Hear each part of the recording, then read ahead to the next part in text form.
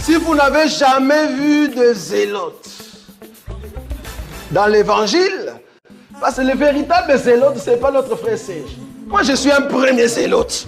Parce que j'ai donné la définition de ces zélotes-là. Nous sommes des hommes qu'on a déjà tués depuis longtemps. Un cadavre qui marche. Au nom de Jésus, Amen.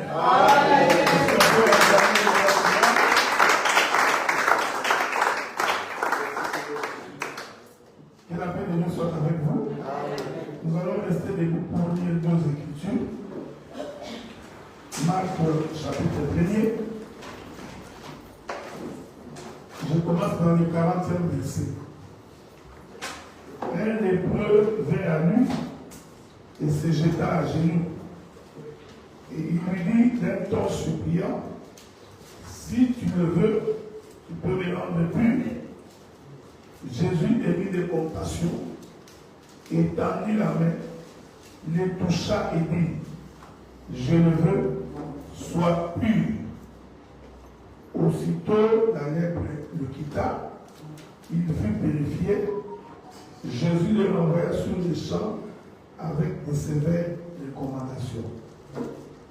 Marc chapitre 2.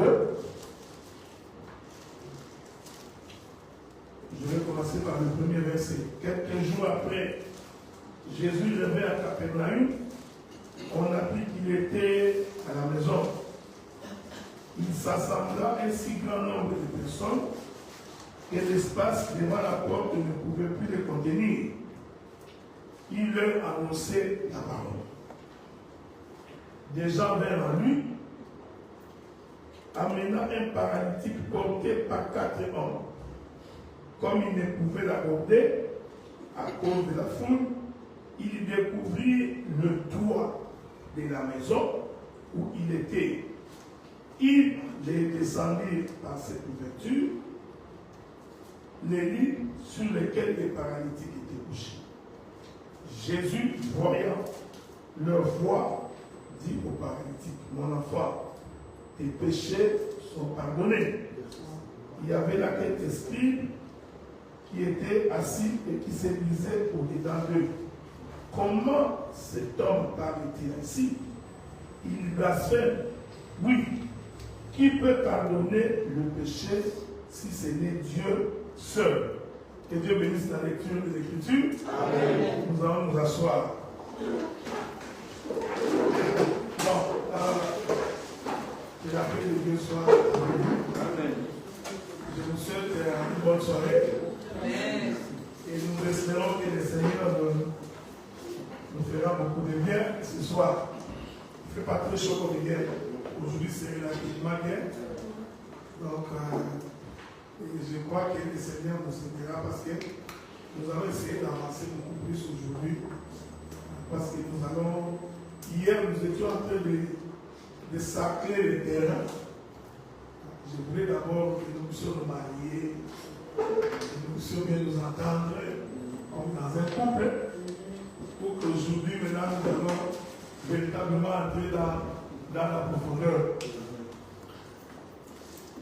Nous sommes dans le livre de Marc, chapitre 1. Au chapitre 1er, la Bible nous dit que Jésus était dans une maison.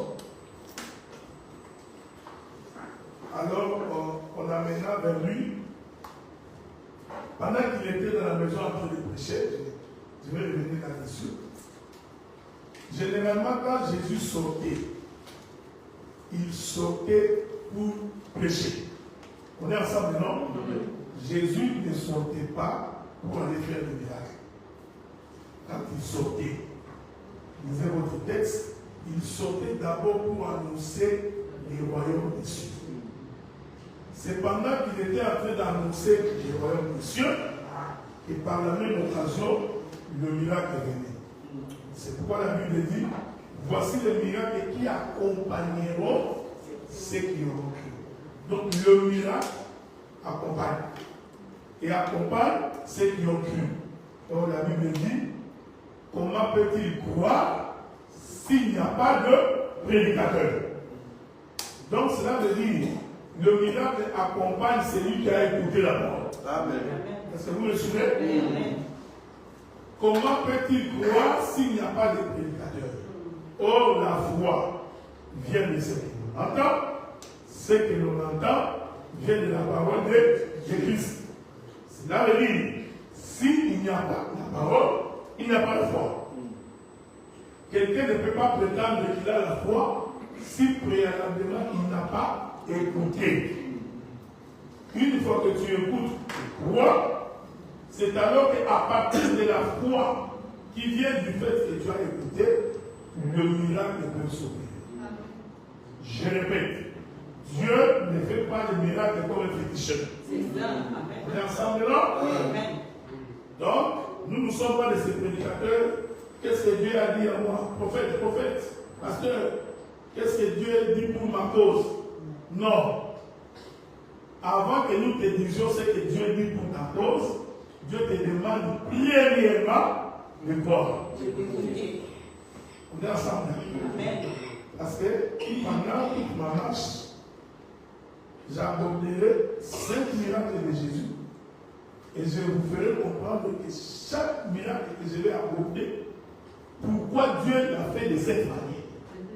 Aujourd'hui, nous verrons les lépreux, ensuite nous verrons les paralytiques. Pourquoi a-t-il commencé par les lépreux pour aller vers les paralytiques? Tout ce que Jésus faisait, il le faisait avec un but. Il n'y avait rien de gratuit. Donc, le Dieu que nous servons, ce n'est pas un féticheur. Ce n'est pas que tu vis ta vie en désordre. Tu ne crains pas Dieu. Tu mets ta vie comme tu veux. Et quand tu as une difficulté, tu nous prends comme des féticheurs pour que tu crois que nous, en priant, Dieu va apporter la solution à ton problème. Non, ça tu le fais chez le pécheur. Chez Dieu, il faut premièrement que Dieu t'ait parlé et que tu aies écouté et que tu as pris la décision de suivre Dieu. Amen. Voilà pourquoi il ne faut jamais être entraîné par le miracle. Parce que le miracle n'est pas un signe évident que Dieu est là. Parce que le diable aussi se déguise en âge de lumière. Donc le miracle de Dieu suit un processus. C'est pourquoi vous allez remarquer, quand Jésus sortait, il sortait premièrement pour annoncer le royaume. C'est pourquoi je vous ai dit que moi je vous parle parce que je suis en train de vous préparer parce qu'il faut qu'il y ait une grande campagne d'évangélisation. Et les gens qui doivent évangéliser, ce n'est pas les pasteurs. Généralement, c'est vous qui deviez évangéliser. Et par conséquent, il faut être armé. Est-ce que vous me suivez? Donc, on sort d'abord pour annoncer l'évangile. Une fois que les hommes écoutent l'évangile, c'est alors que le miracle est possible. Je voudrais dire à quelqu'un ce soir, Dieu ne peut pas opérer un miracle dans ta vie si tu ne crois pas d'abord en Dieu. Amen. C'est pourquoi un jour il dit aux enfants d'Israël, il dit, quand moi j'avais besoin de vous, quand je vous ai demandé de vous détourner de mauvaises voies, vous avez refusé. Mais viendra un jour que vous aussi vous aurez besoin de moi, et moi je vous tournerai les dos. Bien aimé, on ne se moque pas de Dieu. Ce qu'un homme aura semé, il le moissonnera. Cette parole est vraie dans tout. Tu sèmes la haine contre Dieu, Dieu te tournera. Tu sèmes la haine contre ton frère, d'autres personnes vont t'y aller. Voilà pourquoi la Bible dit, en tout temps, faites le bien. Amen. Faites le bien même pour vos ennemis. Voilà comment la parole devient difficile. Tu sais que c'est ton ennemi, mais tu lui fais du bien. Parce qu'en réalité, Dieu sait que les biens que tu fais, tu les fais pour toi-même. Ce n'est pas pour ton ennemi que tu les fais. Donc tu sèmes du bien, tu peux récolter les biens. C'est pourquoi la Bible dit, Dieu dit, à moi la vengeance, à moi la rétribution. Si les gens te combattent, ne te plaît pas, laisse Dieu. Dieu s'en charge. Okay? Ne livre pas les combats de Dieu. Non, c'est Dieu qui livre les combats pour nous et nous nous réjouissons du fait que Dieu nous a donné la victoire. C'est pourquoi dans l'évangile, l'homme parle, la femme danse. Amen. Amen, amen. On est ensemble, non? Oui. Dans l'évangile, l'homme parle, la femme danse. En d'autres termes, l'homme combat, la femme danse. Amen. Bon, je vais vous aider parce qu'on est encore en train de parler. Dans le foyer, celui qui apporte l'argent plus que l'autre, c'est l'homme. Amen. Exact. Amen. Ah, donc si tu trouves que la femme apporte, fais l'effort pour le dépasser. Hein? C'est très important. Fais l'effort. Prie le Seigneur. Que Dieu fasse ça. Moi, j'ai la conviction que moi, je dois avoir beaucoup d'argent que ma femme. Amen. Ça, c'est vrai. Parce que je vous informe que la soumission de la femme dépend aussi de ce que tu as dans la bouche. Insister. Vous savez, il y a des gens qui parlent de femmes très souriantes. Parce que c'est comme ça. La soumission de la femme dépend de ce que tu as. Amen. C'est comme ça que quand Abraham envoie son serviteur pour aller chercher une femme, la Bible dit qu'il prit tous ses biens. Amen. Parce qu'Abraham savait, cette femme-là, pour qu'elle accepte de venir, si elle ne voit pas les biens, elle ne viendra pas. Est-ce que vous me suivez? Il ne faut pas répéter les versets pour répéter femme, ça y est, c'est vrai, c'est formidable. Est-ce que vous comprenez? Ce n'est pas pour rien. Écoutez, la Bible elle est parfaite. Qui est libre. Abraham, c'est le père. Regardez. Avez-vous remarqué que Isaac n'avait jamais dit à Abraham qu'il veut se marier? Non. La Bible dit Abraham qui voit que Isaac était à l'âge de se marier. Et la paix de Dieu soit avec nous. Je voudrais dire aux jeunes frères, c'est le père qui trouve qu'il est bon que tu te maries. Amen. Donc, un homme ne peut pas aller chercher la femme par plaisir. Non, il faut que son père. Là, je crois qu'il est de moderniser ou de difficultés. Dis, moi, à mon âge, que mon père. Ce que nous disons, ce sont les choses du royaume. Hein? Son entendement aussi est céleste. Donc, si tu restes dans la basse-cour, en train de regarder les poules qui ne volent pas avec les canards, tu auras des difficultés. Donc, ce sont des choses du royaume.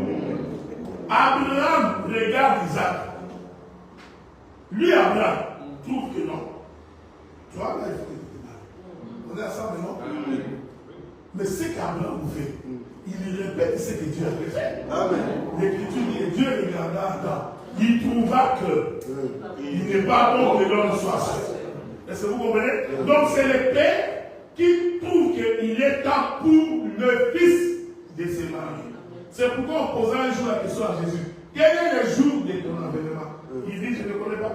Il n'y a que mon père. Amen. Or, le jour de l'avènement, c'est le jour où Jésus vient prendre son épouse. Est-ce que vous comprenez? Donc c'est le père qui décide que son enfant doit se marier. Cette chose est un mystère par rapport à Christ et à l'Église. C'est pourquoi Abraham aussi. Parce que les gestes de tous les prophètes sont des prophéties. Cela veut dire Abraham a élevé Isaac. Il a éduqué Isaac. Il a fourni à Isaac suffisamment de capacités pour qu'il soit capable de supporter une femme. Amen. Vous savez, généralement dans nos églises, nous mettons l'accent sur les filles. Nous oublions de mettre l'accent sur les garçons. Alors que c'est les garçons qui sont les premiers responsables dans un mariage.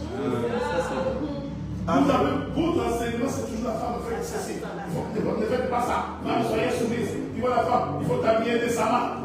C'est bien. Vous pensez que c'est ça. Non, mais l'homme. Est-ce que vous le suivez?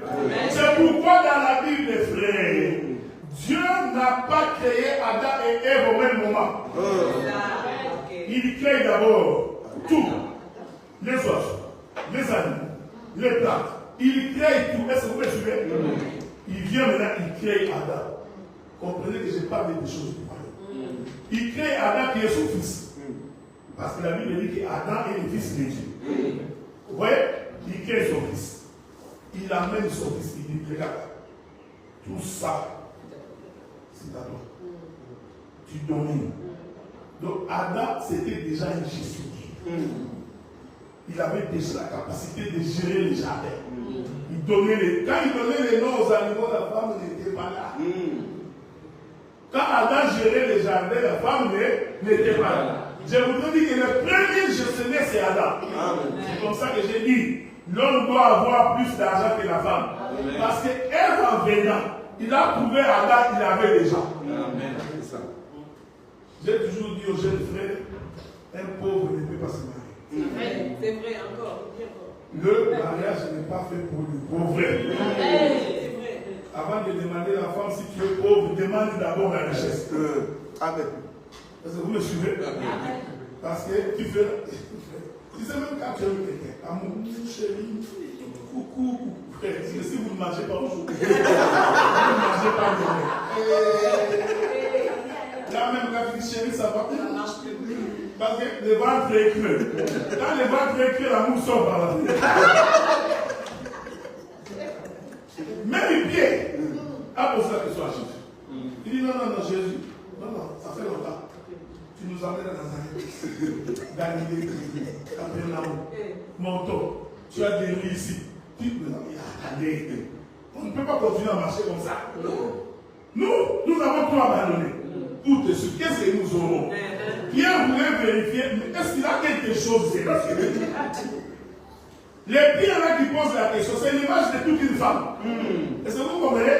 La femme ne suit pas l'homme les yeux fermés. Non! Jésus dit, sois calme. Tout ce que tu as fait, je te les donne au centime. Si j'avais payé $100, ces gars ici me donneraient 1000. Non, 10 000 au centime. Est-ce que vous comprenez? Donc il a démontré à Pierre que ce que tu as perdu, c'est bien. J'ai. Par-dessus tout, je te donne la vie éternelle. Il dit, mon cher, suivons-le. Est-ce que vous me suivez? C'est pareil avec une femme. Quand tu n'as rien, la femme ne te suit pas les yeux fermés. Voilà pourquoi Dieu a fait que Adam puisse d'abord avoir tout. Quand il a tout, il a Dieu vient présenter la femme. Il dit, je t'ai donné une aide semblable. C'est l'aide. La femme est une aide. Ce n'est pas ton partenaire. Vous n'êtes pas des co-gestionnaires. Parce que nous, dans les pays occidentaux, on a l'habitude 50-50. Je paye la maison, je paye la voiture. Tu payes une moitié, moi je paye une moitié, toi tu payes une moitié. C'est une erreur là. Amen. Tu es en train de perdre une autorité. Amen. Est-ce que vous me comprenez? Amen. Donc fais en sorte toujours que ce soit l'homme qui paye trop. Quand tu peux apporter 30%, 25%, l'homme doit toujours prendre la. Parce que frère, je vous dis que cette position-là te met aussi dans la position d'autorité. Voilà pourquoi Dieu a fait en sorte que l'homme soit fort, que la femme soit faible. Ces choses que j'ai dit, je ne me limite pas seulement à nos mariages terrestres, c'est aussi par rapport à Christ. Amen. Christ, il a tout. Il dit, attendez, je m'en vais vous préparer une place. Tout préparer. Ensuite, je viendrai vous prendre pour que vous soyez avec nous. Donc, Jésus a démontré que dans son royaume, nous ne manquerons de rien. C'est comme ça qu'Abraham, pour tout c'est bien. J'aime la Bible. La Bible dit tout c'est bien. Wow. C'est là qu'il dit, dans la maison d'Abraham, c'était resté vide. Est-ce que vous me suivez? Quel est ce père-là pour les mariages d'une femme? Donne tous ses biens à son serviteur. Avec les risques que les serviteurs disparaissent. Est-ce que vous me suivez? Ça, ce sont les langages de Dieu. Tous les biens d'Abraham ici, c'est un langage. Est-ce que vous me suivez? Cela veut dire que dans ce que Dieu nous a donné, il y a tout. Je voudrais dire à quelqu'un, dans ce que Dieu nous a donné, il y a la vie, il y a le mariage, il y a le travail, il y a la prospérité, il y a le succès. Il n'y a rien qui manque dans les lots que Dieu nous a donnés. Amen. Il a tout envoyé pour le gars. On est ensemble, non? L'homme arrive. Il dit, je vais aller là où on puise de l'eau. Parce que moi je crois, la femme doit aimer l'eau. Une femme qui ne se lave pas, elle est possédée. C'est vrai. J'étais en train de partager avec quelques soeurs. Vous savez, demandez les femmes quand elles sont mariées, elles s'habillent bien quand elles recrutent. Quand elle est à la maison, elle est toujours à jogging depuis le matin, pas de pas. Et ce n'est pas un peu de beauté. Et c'est lui l'homme. Non. Regardez. Les serviteurs savaient que la femme qui viendrait pousser les eaux serait une bonne femme. Vous avez ça maintenant? C'est une femme qui vient au puits. Lisez votre Bible. Et l'Écriture dit, c'est au soir. Quand les jeunes filles sortaient pour puiser de l'eau. C'est-à-dire que les jeunes filles venaient puiser de l'eau le soir. Les serviteurs aussi savaient, si je vais les avoir, je dois aller me tenir au soir, mais dans un puits. Il dit, éternel Dieu, la femme qui me donnera de l'eau, non seulement à moi, et aussi à mes charbons, c'est celle de la femme de mes serviteurs. Je ne sais pas, je crois que la Bible dit que ces serviteurs devaient avoir 10 charbons. Bon, imaginons maintenant, il puisse de l'eau. Il donne d'abord au monsieur. Monsieur boit. Il commence chameau, chameau, chameau, chameau. Si tu n'es pas de Dieu, tu ne le feras pas. Est-ce que vous me suivez? Cela veut dire la bonne femme. C'est celui qui sait à la fois servir son mari. Amen. Et aussi servir la famille de son mari. Amen. Est-ce que vous me suivez? La femme, c'est celle qui sait servir. C'est celle qui sait partager. Ne faites pas comme ces gens ici. Quand tu arrives, tu te dis, ah, tu n'étais pas dans les programmes, hein? Prends le journal, mets-toi là au coin, va lui regarder la télé. Non. Même s'il y en a un peu, on partage. Parce que la Bible dit, quand on n'est pas fidèle dans des petites choses, c'est ça. On ne le sera jamais. Est-ce que vous me suivez? La femme fait ce travail, finit. Ah. Mais là, pour convaincre la femme, c'est bon, je vais dire, quand tu n'as pas d'argent, la femme ne va pas être soumise. Et là, l'homme regarde, il enlève les bijoux qu'il a. Est-ce que vous me suivez? Il est venu avec ça depuis la maison d'Abraham. Il fait porter à la fille. Et la fille va chez elle. Dès que les parents ont vu, ils ont compris, toi là, tu as rencontré un homme. Est-ce que vous voyez? Quand une femme rencontre un homme, la femme doit changer. Toi, célibataire. Marié. Non, quelque chose de pas. Yes. Tu dois te réjouir dans ta maison. Amen. Le mariage ne peut pas être un endroit de calvaire. Naomi a dit à Ruth, je vais t'assurer le repos. Dans la maison d'un mari. Amen. Donc, le repos après se trouve dans la maison d'un mari. Amen. Est-ce que vous me suivez? Oh, la Bible dit qu'un homme s'est présenté devant les Juifs et il dit, qui d'entre vous est chargé? La crème glacée.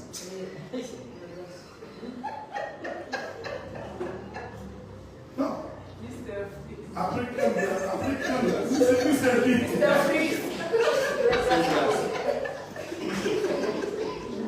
Mon frère, tu veux épouser une femme.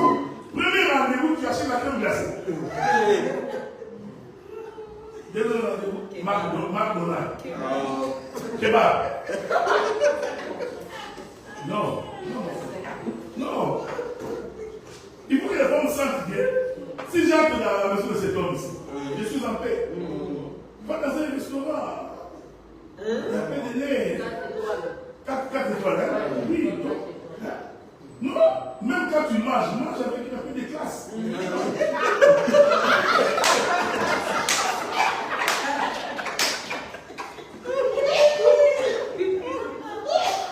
Croire à Dieu ne veut pas qu'il faut être médiocre.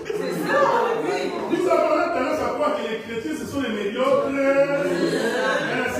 C'est pourquoi beaucoup de gens ne croient pas à nous. Parce qu'ils pensent qu'ils croient à Dieu, c'est demander. Dieu tout le temps la société des réfugiés, donner, faiser, donner. Non! Là où ils vont manger, ils voient un noir qui a. Je vais vous raconter une histoire. Je vous rappelle la fin de la parenthèse.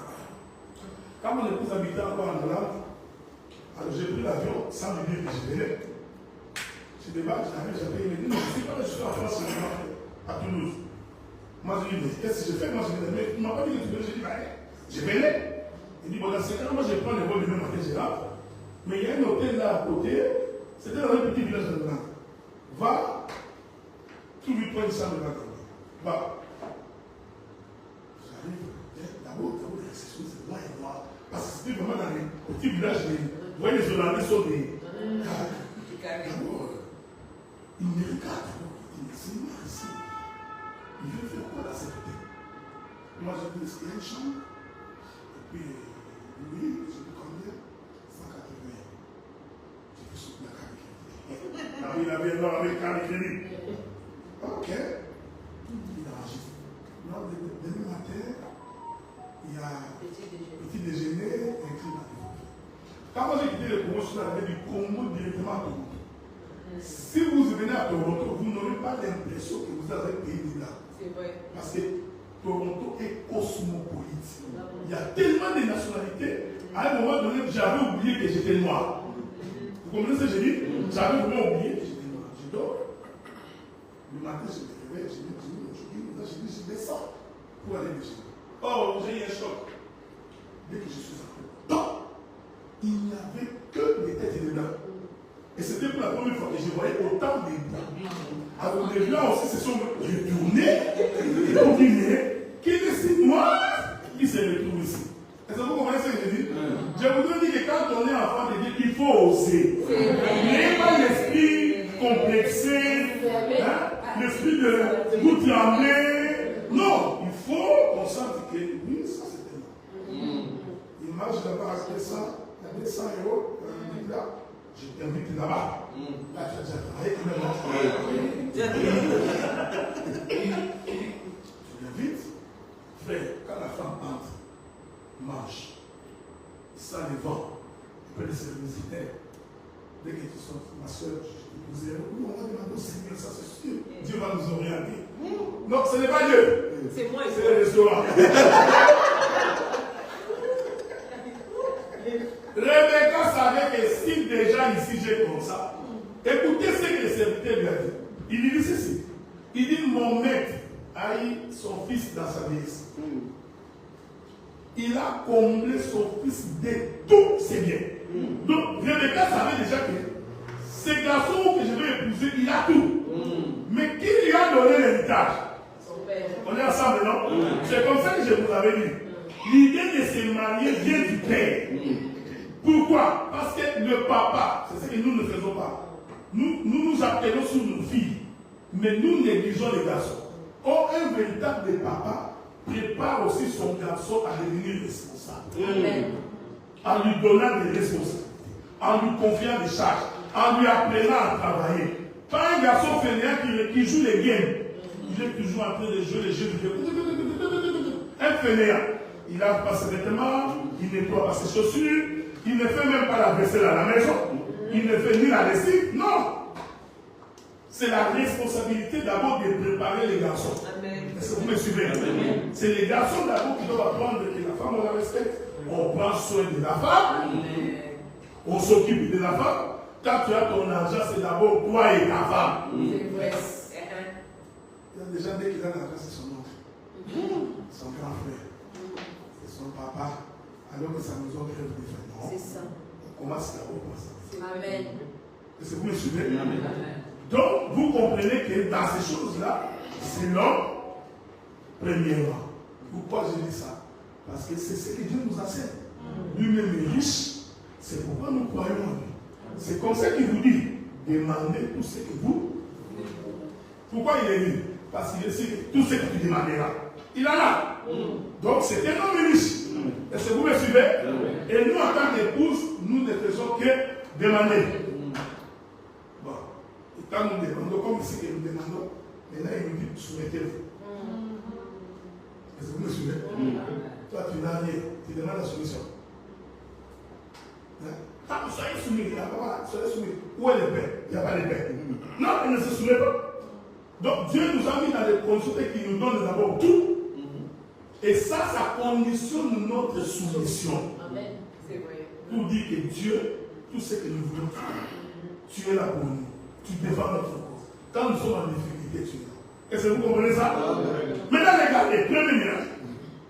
Parce qu'hier, j'étais en train de s'arrêter. Jésus entre dans une maison, un lépreux, je précise bien. Le premier miracle que Jésus fait dans une remarque, c'était lépreux. Qu'est-ce que c'est lépreux? Un lépreux, c'est celui qui est impur. Est-ce que vous me suivez? Et le lépreux est impur tout son corps.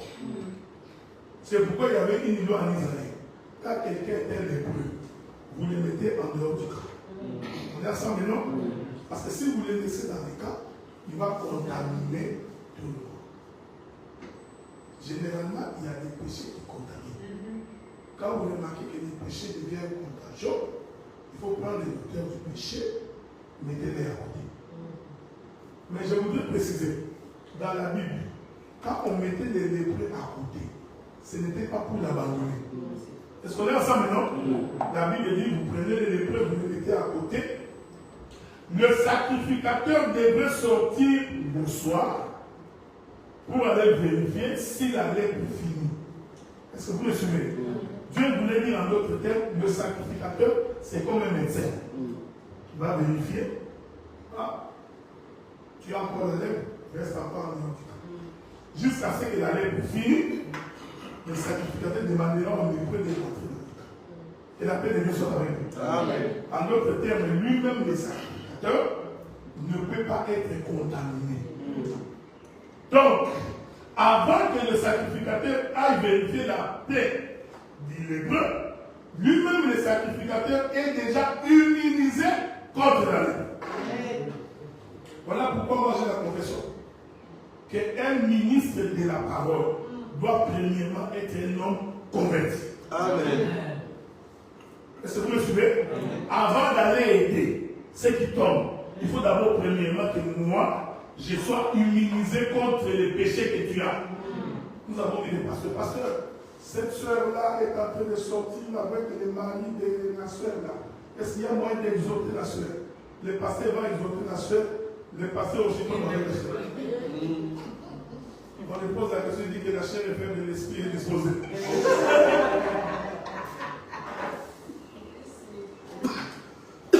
Dans la Bible, le sacrificateur, quand il visitait le lépreux, il n'était pas contaminé. Est-ce que vous me suivez? Parce que lui-même, en lui, on ne trouvait pas la lèpre. Alors qu'en Israël, quiconque touche un lépreux est contaminé. Qui touche ses objets est contaminé. Est-ce que vous me saisissez? Jésus entre dans la maison. Un lépreux. Comment se déplace? En d'autres termes, le lépreux a compris que celui qui est dans cette maison-là, il a la capacité de finir ma lèpre sans que lui-même ne soit contaminé. Je vais essayer de balancer la minute un tout petit peu pour que nous avancions. La lèpre, c'est l'état de tout homme qui est dans le péché. Est-ce qu'on est ensemble, non? Je voudrais l'expliquer selon le contexte de la vie. Quand Adam pêche, on est ensemble, non?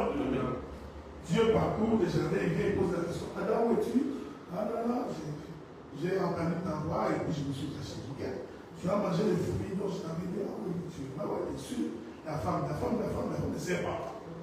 Dieu constate qu'Adam a fait quoi? Il a péché.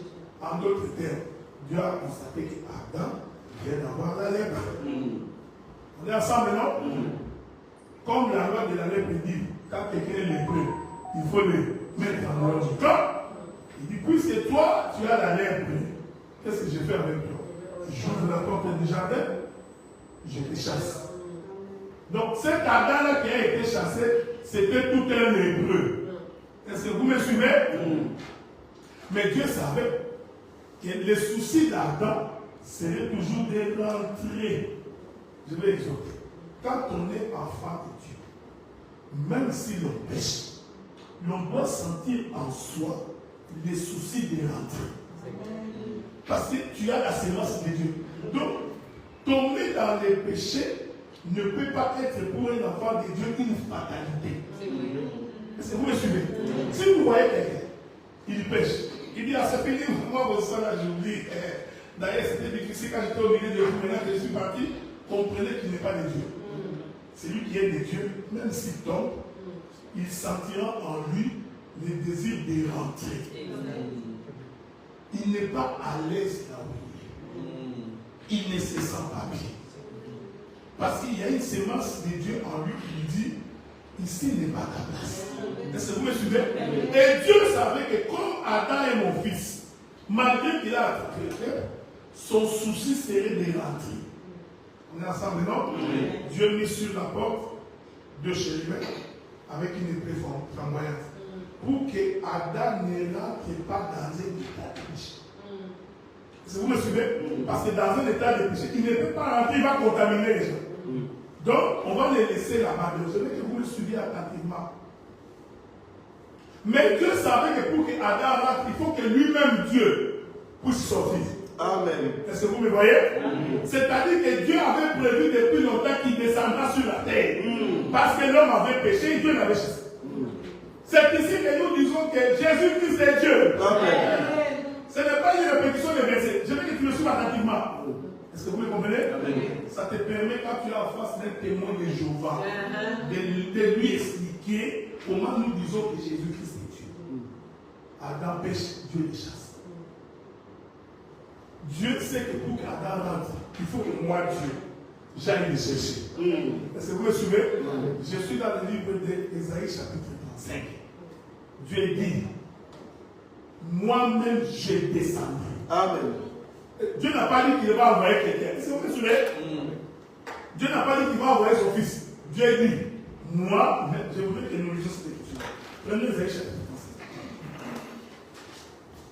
35. Ésaïe chapitre 35.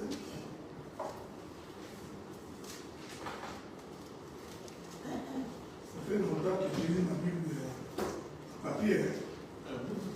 Et la Bible dans le téléphone, ça nous rend paresseux. On tape les versets, tu l'as maintenant, tu vas juste de chercher où c'est tous les versets. Verset 4. Bon, voilà, verset 4. Ésaïe combien? 35. Regardez. Je commence par le verset 4. Dites, ça c'est Dieu qui parle. Est-ce que vous me suivez? J'ai dit que ce n'est pas Jésus. Ce n'est pas Jésus. Comprenez d'abord que ce n'est pas Jésus. Dans les textes ici, c'est Dieu, le créateur du ciel et de la terre qui parle. Il dit ceci. Dites à ceux qui ont le cœur troublé, prenez courage, ne craignez point. Voici votre Dieu. La vengeance viendra, la rétribution de Dieu.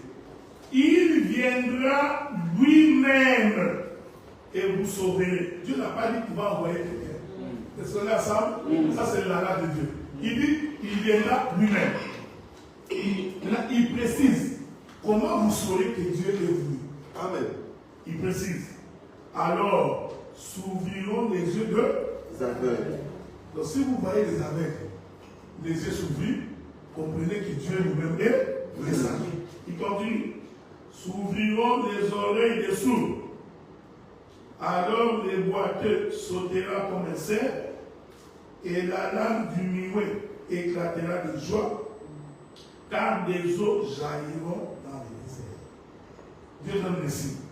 Il dit pour que vous sachiez que je suis descendu moi-même. Les aveugles verront, les muets parleront, les sourds entendront, les boiteux marcheront. On est ensemble, non? Jésus vient, Jean-Baptiste le présente, voici la nuit de Dieu qui est au péché mort. Quelques temps après, on arrête Jean. Jean se retrouve en prison. Il appelle ses disciples. Il dit, allez lui poser la question. Est-ce que c'est lui ou c'est quelqu'un d'autre? On est ensemble, non?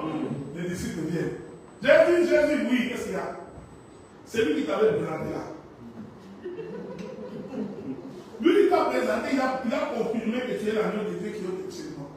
Mais il ne comprend pas pourquoi il est arrêté, il est mis en prison. Que la paix de Dieu soit avec vous.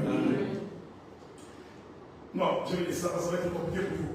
L'homme qui a présenté ses retours en prison. L'homme qui a vu, il a vu le Saint-Esprit descendre dessus. Se retrouve en prison et il doute. Il commence à dire, est-ce que c'est lui ou ce n'est pas lui? Est-ce que vous me suivez? Je profite de l'occasion pour répondre à une question qui m'a été posée. C'est Jean-Baptiste là qui doute. C'est Thomas. Amen. Vous me voyez? Parce que Thomas marchait avec Jésus. On lui dit que Jésus s'est dit non, moi je ne crois pas. Oh, le peuple qui n'a pas cru c'est Israël. Amen. Je comprends maintenant que Jean-Baptiste qui est en prison, en réalité, c'est Israël qui n'a pas cru. Amen. Et c'est vous me voyez? Parce que c'est impossible que l'homme qui a présenté Jésus commence à douter que ce n'est pas lui. Non. Dieu a un langage. Quand il présentait Jésus, c'était le prophète. Mais quand il se retrouve en prison, il devient l'image de tout un peuple. Le cœur du peuple ne croit plus. Est-ce que vous comprenez? Bon, j'avais dit ça une fois. J'avais dit ça à Paris. Que Jésus avait une drôle de manière de répondre aux questions. Jésus ne répondait jamais aux questions directement. Il était comme un politicien. Vous voyez, les politiciens ne répondent pas. Il y a un train s'est déraillé du côté de Marseille. Macron a la parole. Oh oui, on travaille dessus. Non, les trains de dérailler. Non, les gens ne répondent. Votre gouvernement travaille dessus. Nous avons des plans. Ça, c'est les politiciens. Ils ne répondent jamais aux questions. Ils sont toujours dans des tournures. C'est pourquoi ils sont appelés politiciens. Jésus répondait comme ça. Quand il fait ça là, c'est pas comme les politiciens. C'est un Dieu qui se cache. Amen. Vous voyez? La gloire de Dieu, c'est de cacher les choses. Il se cache pour que les rois aillent sonder ce qui est caché. Jésus, Jean-Baptiste, c'est lui qui t'a fait ça. Nous tellement de te poser la question, est-ce que c'est toi ou quelqu'un d'autre doit venir? Jésus, au lieu de répondre seulement, allez dire à Jacques que c'est moi. Non, il ne répond pas comme ça. C'était dans cette habitude. Il dit, vous, asseyez-vous. Pour répondre à votre question, commencez par vous asseoir. Il s'asseye. Et puis il est là. Il regarde. Est-ce que vous me suivez? Il dit, pour répondre à Jacques, asseyez-vous. Ces gens pouvaient dire, nous on est pressés. Jean-Baptiste nous attend. Toi tu nous demandes de nous asseoir. Non, asseyez-vous. Regardez, ils sont restés. Ils ont commencé à regarder. Quand Jésus finit, il vient les voir. Il dit, allez dire à Jean-Baptiste, les aveugles voient. Amen. Les paralytiques marchent. Les muets parlent. Les sourds entendent. Les lépreux sont purifiés. Est-ce que vous me suivez? Il voulait dire, comme Jean était un prophète, et qu'il a la connaissance d'Ésaïe dans celle que nous avons lue. L'Écriture qui dit que quand Dieu lui-même viendra, le paralytique marchera, quand il attendra ça, il comprendra que Dieu est au milieu d'eux. Est-ce que vous me suivez? Amen. Donc, le Seigneur, c'est lui qui guérit. Les lépreux qui essaient de trouver dehors, j'ai dit d'abord c'est Adam, c'est aussi ce que nous étions tous quand nous avions péché. Parce que la Bible dit que nous naissons avec la nature adamique. L'homme, frère, il ne faut pas suivre Jean-Jacques Rousseau. Jean-Jacques Rousseau dit l'homme est bon, c'est la nature qui le corrompt. Non, nous dans l'évangile, on dit que l'homme est mauvais. L'homme n'est pas bon. Le cœur de l'homme est constamment tourné vers le mal. Je disais, frère, même si cet homme-là donne de l'argent, il est toujours gentil, il ne se fâche pas, il ne vole pas, mais son cœur est mauvais. Parce que tout celui qui ne croit pas en Jésus, son cœur est mauvais. Même s'il fait des bons actes, l'évangile est vrai. C'est pourquoi Paul avait dit, Paul dit, même si quelqu'un donne tout son bien, voilà, il accepte même de donner son corps pour que son corps soit brûlé. S'il n'a pas l'amour, il est comme une semence rétablissante. Or, l'amour, c'est Dieu. Amen. J'en dis Dieu est amour. En d'autres termes, un homme peut ne pas commettre des péchés, naturellement. Il ne suit pas, il ne vole pas, il ne prend pas la femme d'autrui. Il donne de l'argent. C'est un homme bien. S'il meurt sans croire en Jésus, il va en enfer. C'est vrai, direct. Voilà, Dieu est merveilleux. Vous allez pleurer, c'était un homme bien. Il avait des problèmes avec personne. Mais il avait un problème avec Dieu. Il n'a pas arrêté cette question-là. Est-ce que vous comprenez? Donc, c'est Dieu seul qui sauve. C'est Dieu. Donc, ici, vous allez comprendre ce qui se passe. Adam, en péchant, il a péché avec toute l'humanité. la méchanceté est entrée dans tout homme avec la chute d'Adam. Tu verras une poule qui poursuit les hommes. La poule, il n'a même pas peur de ta taille. Mais c'est la méchanceté. La méchanceté est entrée dans tout animal. C'est Adam qui ne pouvait pas fuir les lions. Mais à cause du péché, les lions deviennent méchants. Dès qu'ils voient des lions. Nous, on a vu un chien comme ça dans la station, on a les fuit. Est-ce que vous me comprenez? C'est ça la lèpre. C'est-à-dire, je sais pas si vous comprenez. Ce miracle-là, c'est tout un enseignement. Donc, c'est l'état de tout homme qui est dans un état de péché. Mais Dieu savait que si je ne sors pas, l'homme ne va pas être sauvé. C'est comme ça qu'il fait la promesse que j'ai descendu moi-même. Nous prions, c'est Dieu qui a quitté son trône. Il s'est dépouillé de sa puissance, de sa divinité, qui est descendu spécialement pour toi. Si tu comprends ça, tu t'attacheras à ce Dieu-là, parce que c'est un Dieu qui ne t'a pas abandonné. Je peux dire à quelqu'un, Dieu ne peut pas t'abandonner parce que tu es son fils, parce que tu es sa fille. Amen. Quelles que soient les difficultés, quels que soient les problèmes, quand on est fille et fils de Dieu, Dieu ne peut pas t'abandonner. Est-ce que vous le voyez? Mais c'est quoi le problème? Dieu est esprit. Et la Bible dit, personne ne peut voir Dieu et vivre. Est-ce qu'on est ensemble, non? Je répète ça. Dieu est esprit. Personne ne peut voir Dieu et vivre. Donc, si Dieu sort en tant qu'esprit, l'humanité va mourir. Parce que Dieu ne supporte pas les péchés. Dieu savait que si je sors comme ça, Adam, s'il me voit, il mourra.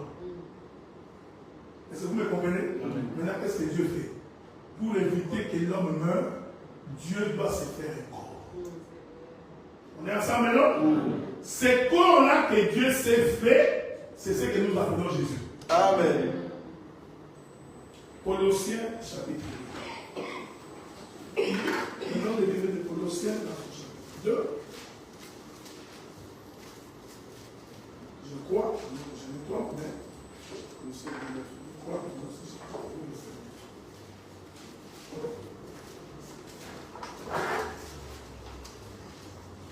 bon. Voilà. Je commence par le verset 8. C'est mieux. Colossiens chapitre 2, verset 8. Prenez garde que personne ne fasse de vous sa proie par la philosophie et par une vaine tromperie, s'appuyant sur les traditions des hommes, sur le rudiment du monde, et non sur Christ. Car, on est ensemble, non? C'est ça qui m'intéresse. Car en lui, c'est-à-dire en Jésus, habite corporellement toute la plénitude de la divinité. On est ensemble? Ça, c'est Paul qui dit. Paul dit que c'est le corps de Jésus, dans ses corps. Dieu, dans toute sa divinité, habite dans ce corps. Est-ce que vous me suivez? Pourquoi Dieu a-t-il porté ce corps? Parce qu'il savait que lui, en tant qu'esprit, l'homme ne peut pas le voir et vivre. Mais pour permettre à l'homme de voir Dieu et de ne pas mourir, Dieu s'est fait une couverture. Il s'est fait un corps. Ce corps-là, c'est ce qu'on appelle Jésus-Christ. Donc c'est Jésus-là qui circulait dans la vie.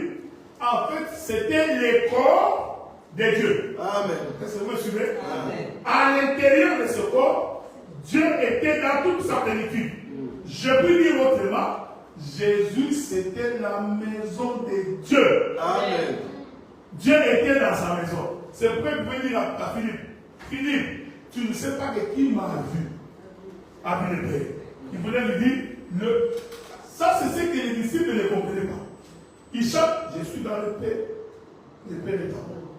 Moi et le Père, nous sommes un. On est ensemble maintenant. C'est le frère Patrick. En réalité, dans l'homme, c'est l'esprit. Pendant que nous les regardons comme ça, est-ce que nous pouvons distinguer le corps de Patrick et son esprit? Mais cependant, son esprit est à son intérieur. Donc quand je le regarde, je vois aussi son esprit. C'est ce que Jésus disait. Qui m'a vu, a vu le Père. Donc comprenez que quand Jésus marchait, c'était Dieu dans toute sa plénitude. Malheureusement, Dieu n'est pas comme vous. Parce que dans ta conception, tu crois que puisqu'il marchait sur la terre, qui est resté au ciel. Hein? Là, tu vois dans les débats. Si je suis Dieu, je vais explique-moi quelle est la voix qui s'est fait entendre le jour où il a été baptisé. Parce qu'une voix s'est fait entendre des cieux. Vous avez vu le dire, hein? On est dans quelle église? Dans Matthieu? Allons voir un peu. Ou dans Jean? Non, pas dans Jean. On est dans Matthieu. Matthieu ou Luc.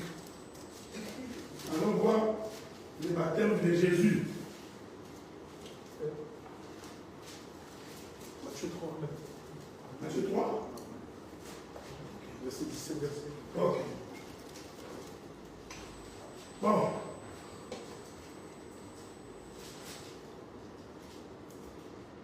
Ah.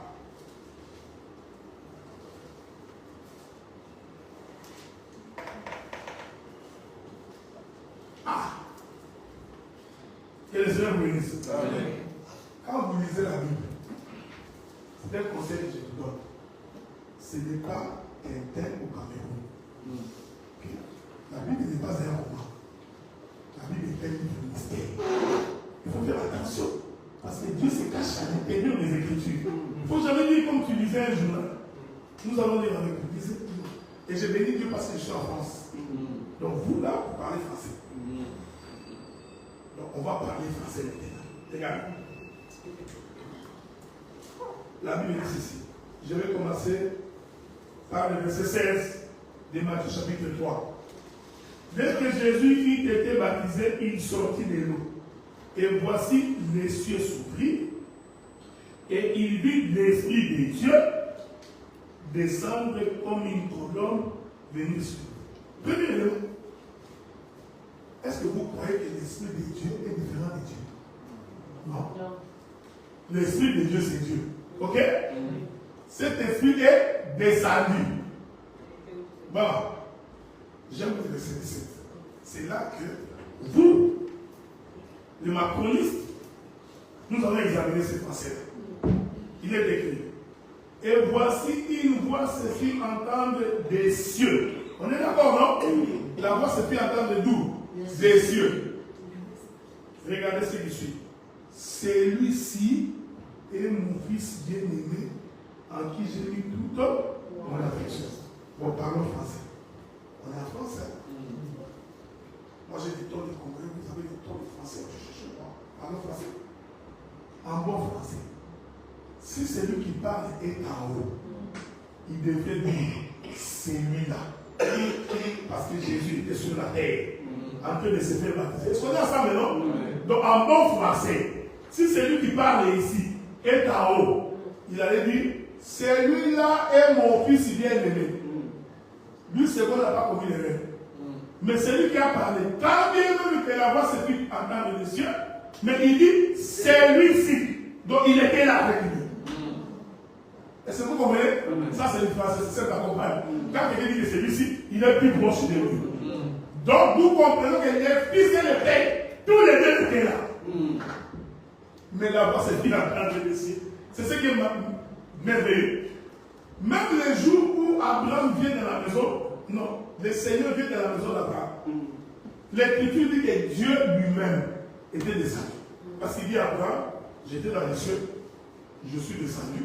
Parce que j'ai entendu qu'à Sodome et Gomorrhe, il y a des problèmes. Donc celui qui marchait et qui a marché dans la maison d'Abraham, c'était Dieu. Qui était resté dans les cieux.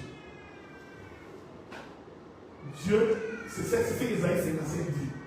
Autant les cieux se trouvent éloignés de la terre, autant mes pensées sont éloignées de vos pensées. Mes voix sont éloignées de vos voix. Nous, pour nous, tu ne peux pas être ici, là-bas, au même moment. Ça n'a rien à voir avec Dieu.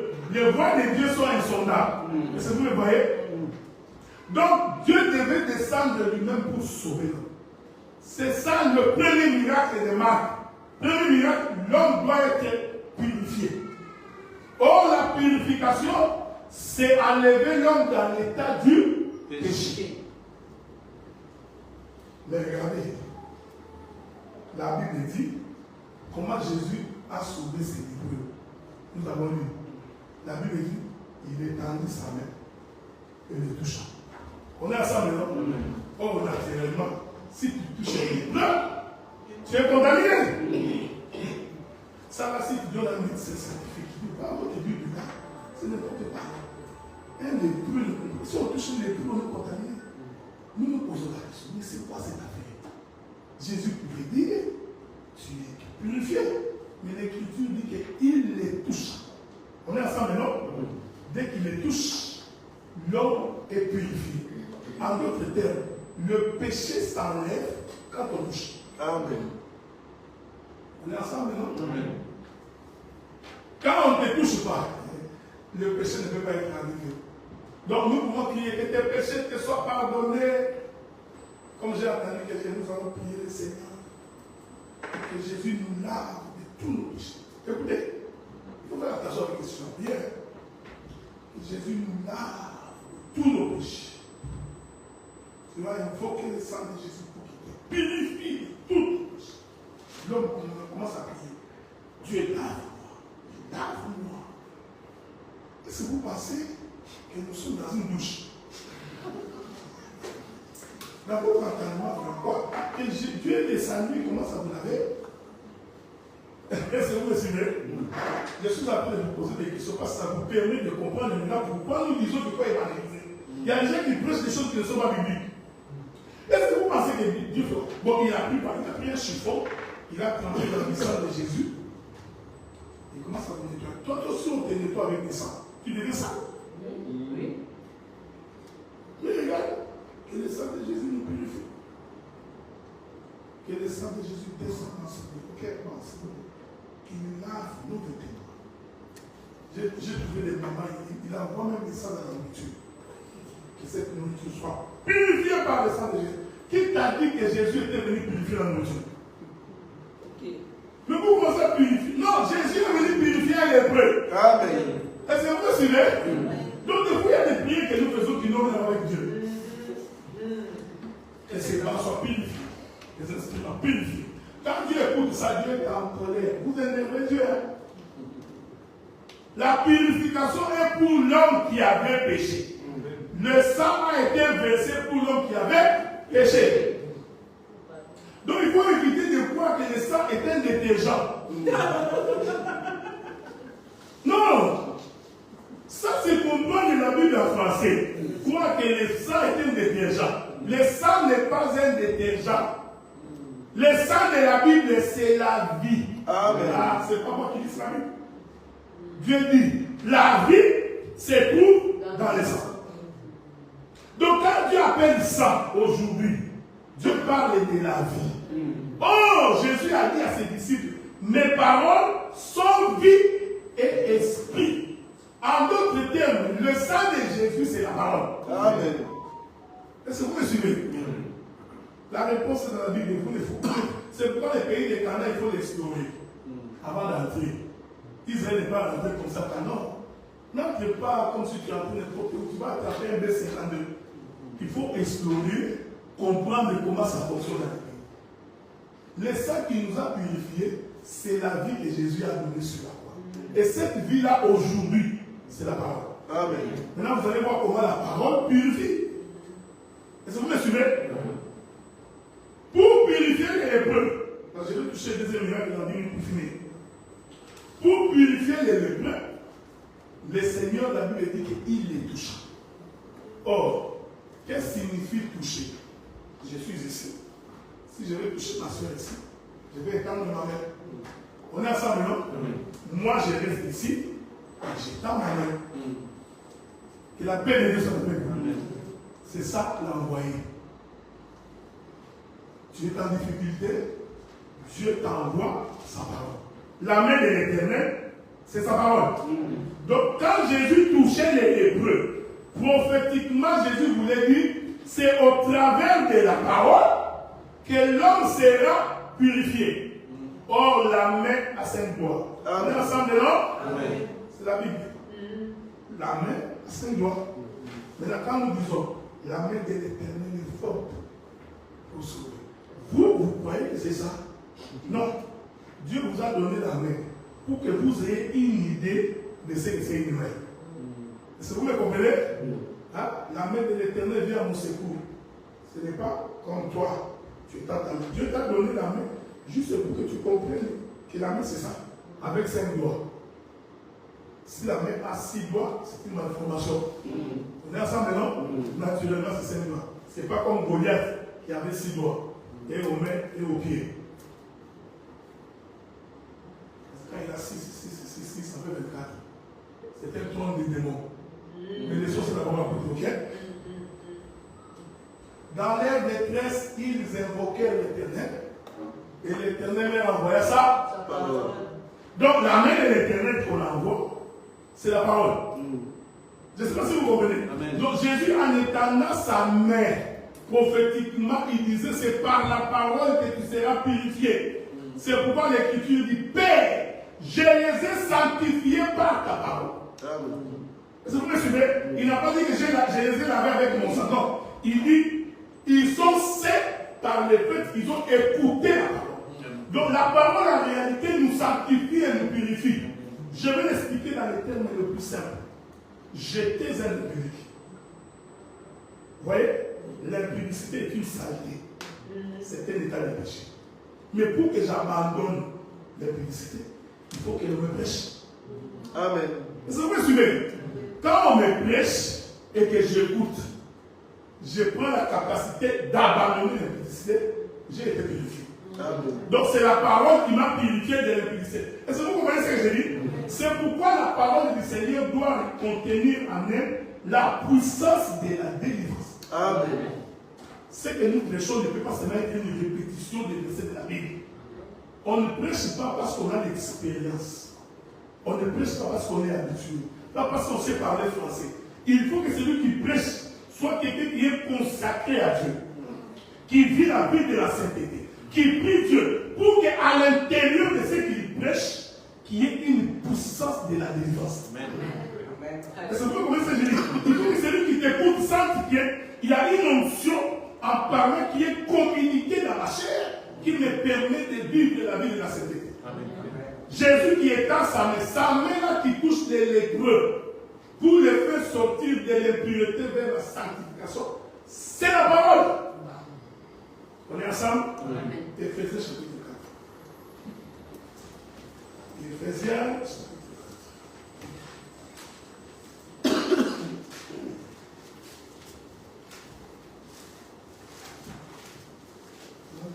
Éphésiens.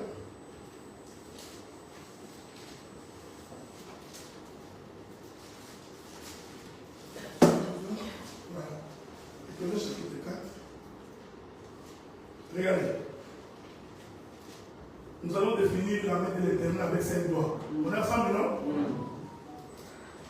Éphésiens chapitre 4. Vous pouvez commencer au verset 1er si vous voulez, où la Bible démontre qu'il n'y a qu'un seul Seigneur, un seul Dieu, un seul baptême. Ok? Vous pouvez continuer. Mais moi, je vais commencer à partir du verset 9. Nous lisons. Verset 8. C'est pourquoi il est dit, étant monté en haut, il a amené des captifs. Il a fait des dons aux hommes. Or, que signifie il est monté, sinon qu'il est aussi descendu dans les régions inférieures de la terre. Celui qui est descendu, c'est le même qui est monté au-dessus de tous les cieux, afin de remplir toutes choses. Maintenant, regardez le verset 11. Il a donné les uns comme apôtres. Il faut noter 1. Les autres comme prophètes. 2. Les autres comme évangélistes. 3. Les autres comme pasteurs. 4. Et docteurs. 5. Je continue. Pour le perfectionnement des saints, en vue de l'aide du ministère et de l'édification du corps de Christ. Ici, vous me suivez, Paul démontre que pour que l'homme soit saint, édifié, il a besoin du concours de 5 ministères. Le pasteur, l'apôtre, l'évangéliste, le prophète et les copies. C'est ça les 5 lois de Dieu qui enlèvent l'homme du péché. Est-ce que vous me suivez? C'est ça. La parole aujourd'hui est prêchée au travers du ministère. Et c'est le ministère qui sanctifie le peuple. J'ai fini par un exemple. Pour les lépreux, quand Jésus les touche, c'est l'image de nous qui étions dans les péchés, qui sont sanctifiés. Alors un jour, Jésus dit à ses disciples, montez là-bas, je vais vous suivre. On est ensemble, non? Les disciples montèrent là-bas, ils s'en allaient. Ils ne se sont pas posé la question comment Jésus va nous suivre. Ils sont partis. Pendant qu'ils étaient là-bas, ils voient quelqu'un qui marchait sur l'eau. On est ensemble, non? Or, Jésus marchait sur l'eau, ce n'était pas la première fois. Parce qu'au commencement, l'Esprit de Dieu s'est levé au-dessus des eaux. En marchant sur les eaux, il voulait leur dire, je suis l'Esprit du commencement qui a marché sur les eaux. Est-ce que vous comprenez? Je suis Dieu. Il arrive, je vous avais dit que Pierre me pose des problèmes dans la vie. Hier, je vous avais dit non. Non, ces gars sont des pierres, impossible. Impossible. Il voit Jésus venir suivre. Ah! Mais c'est toi. Jésus dit, ah, si c'est toi, dis que je viens. Est-ce que vous voyez? Je vous avais dit que Jésus Pierre prenait Jésus pour son petit. Il dit, ah non, si c'est toi. Est-ce que vous me suivez, hein? Si c'est toi, ordonne que je vienne. Que la paix de Dieu soit avec vous. Il dit, viens. Pierre sort. Que la paix de Dieu soit avec vous. Regardez.